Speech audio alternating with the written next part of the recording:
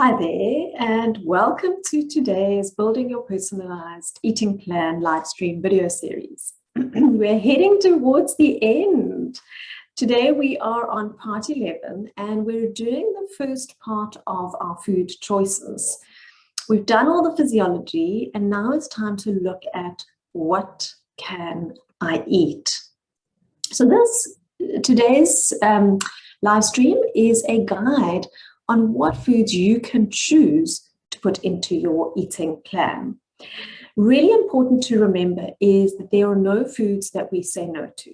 We are all inclusive, so somehow everything can fit into your eating plan. Some foods really shouldn't fit in very great quantities, so they won't bring that much health. But if they're excluded from your diet, they tend to be desired so much more, and thereby the potential of binging on them is far higher. So we don't say no to anything, but we are careful with some foods, how much we add them and how we add them. So today we're going to look at the carbohydrates. Now, carbohydrates are important in our bodies. We do not believe in cutting carbohydrates out of your diet.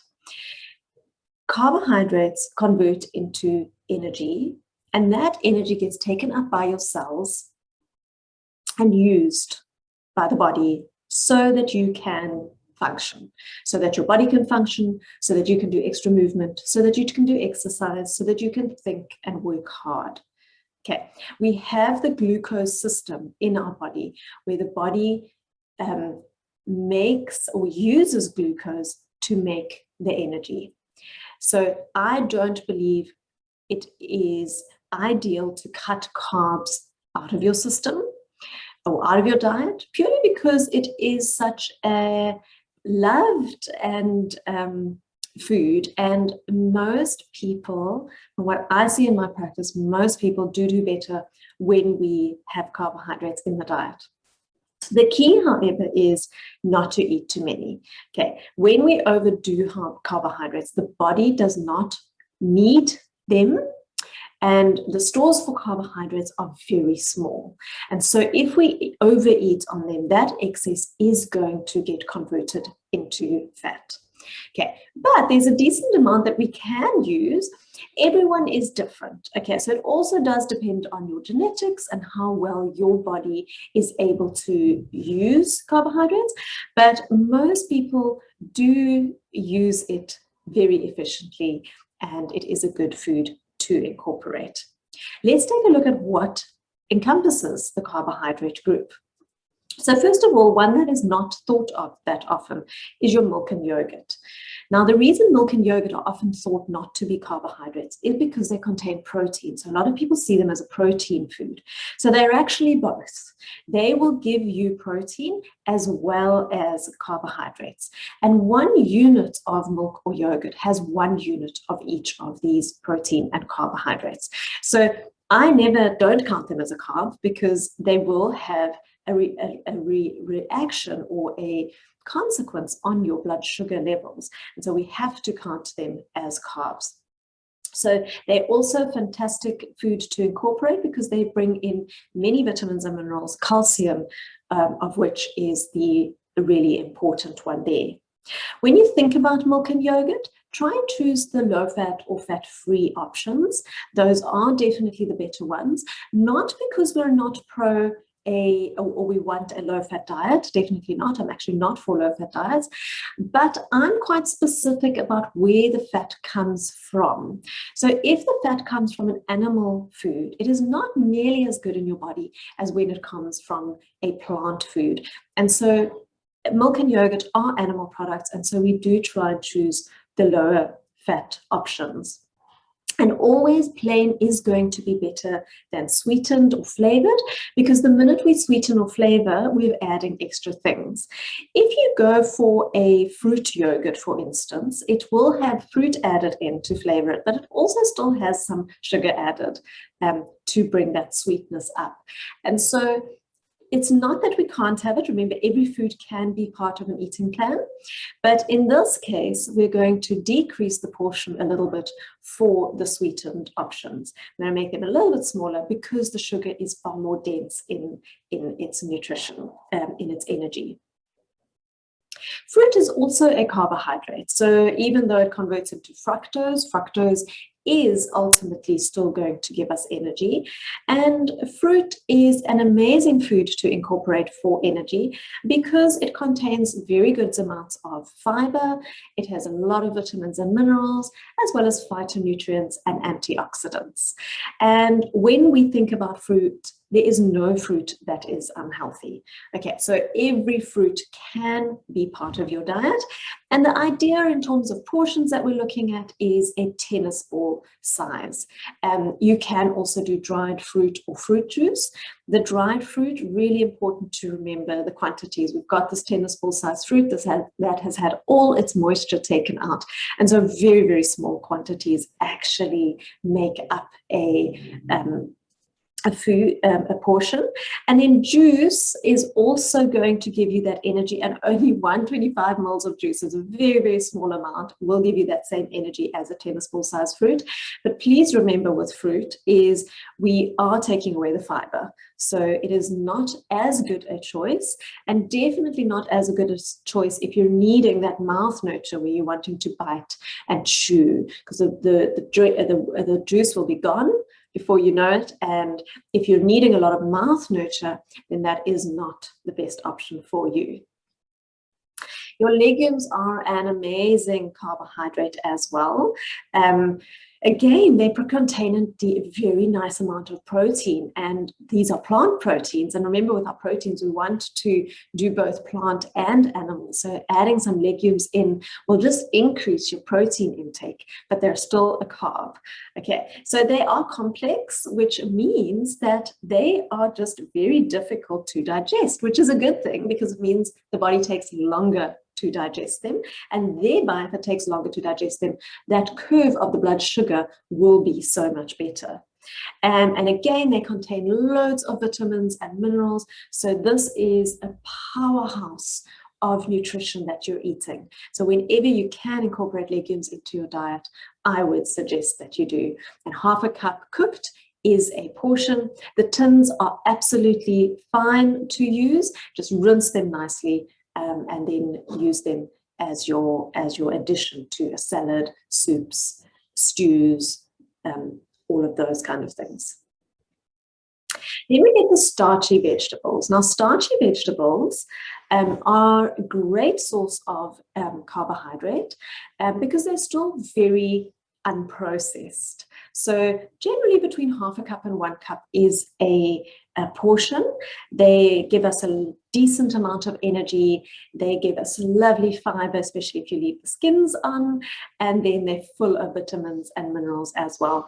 And just in terms of the potatoes, please don't feel like one potato is better than another. They all bring amazing nutrition and slightly different nutrition to your plate. So they're all good choices, and a mix of them is ultimately what you want over time to get the different nutrition. Then we've got the starches. Okay, so starches again are a fantastic source of carbohydrate, and they will give you a lot of fiber, vitamins, and minerals as long as you're using the brown or whole grain options. The minute you start going white, you're going refined, and we've taken fiber out and we've taken a lot of the goodness out. So then if you're going white, we're getting energy with no added nutrition. And that's why as much as possible, choose brown or whole grain options. And generally in the cooked form, half a cup is going to be a portion. Now we're going on to the slightly more processed carbohydrates. Okay, so because breads have been made from things, and it's a couple of things put together. Bread is 100% fine as a choice of your carbs. It is not an unhealthy food. One slice is one carbohydrate portion, and if you go for the correct ones, you'll get lots of fiber, lots of vitamins, lots of minerals. So the better ones to go for is the heavier, dumpier breads. They're the brown whole grain breads, the seed loaf, the rye.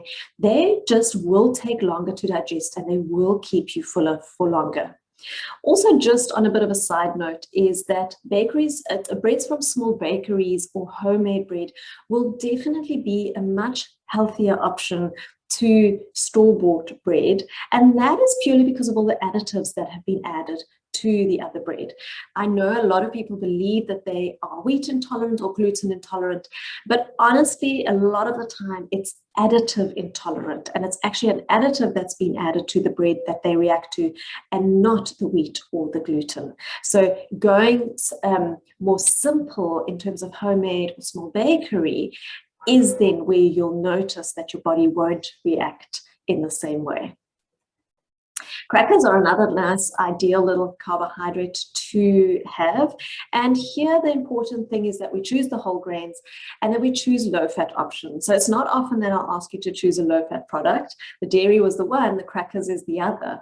And the reason for the crackers is that the oil that has often been added to make these crackers has been denatured because the crackers go into high heat for long periods of time.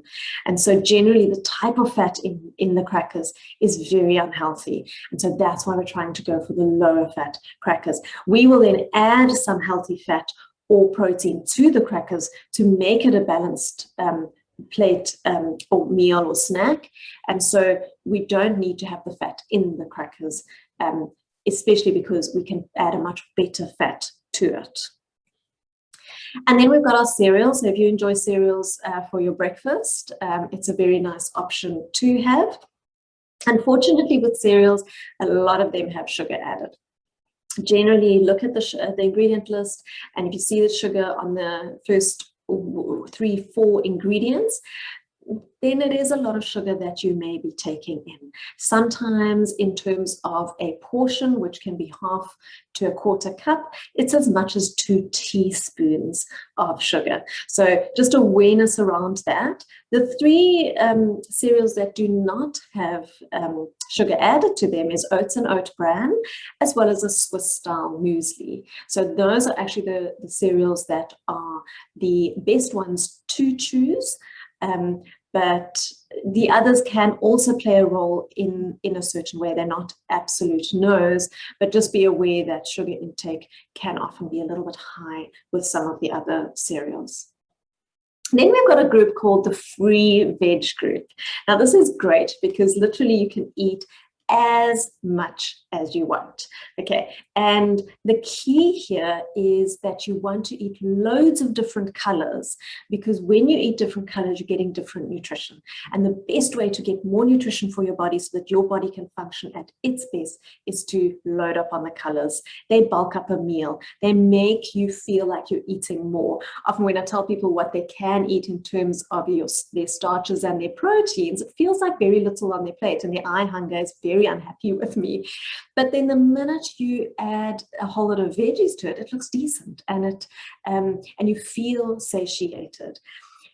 In terms of veggies, you want to eat sometimes raw, sometimes cooked. It's good to get a mix of it. Certain nutrients are more available when cooked, and other nutrients are lost when they're cooked. So raw and cooked, but having both in your diet ultimately is the best way. And then the only thing you need to worry about or be careful with when it comes to veg is what are you adding to it. Watch out for high-fat condiments being added. We also get a little group called treats. Now, we all know what treats are, and we all know what treats we love. And we all should be aware that these are the foods that don't bring much nutrition to the body. They taste delicious to us, but the body really can't do that much with it. And so these are the foods that we need to learn to have only occasionally, and just so that we can have it. So we don't want to deprive ourselves by saying we can't, but it needs to be something that we can have occasionally. I sometimes, as a rule, say not on consecutive days, just because that can bring a habit back in. And I generally also find that the best way to get out of the habit of having them is cold turkey it for a little bit. Everyone is different. It doesn't work for everyone. Some people need to have it in because the deprivation of the cold turkey can also cause binging further on. So you've got to know your own psychology when you're deciding which way to do this. My guideline is 2 to 3 little treats a week. Can definitely fit into the diet. And that's all the carbohydrates that you can have in your meal plan. So you can see how there's loads of food that we can choose.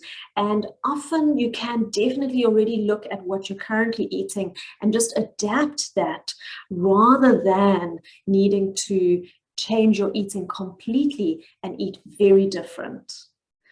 Next week, we'll look at what proteins and what fats we can add to the diet.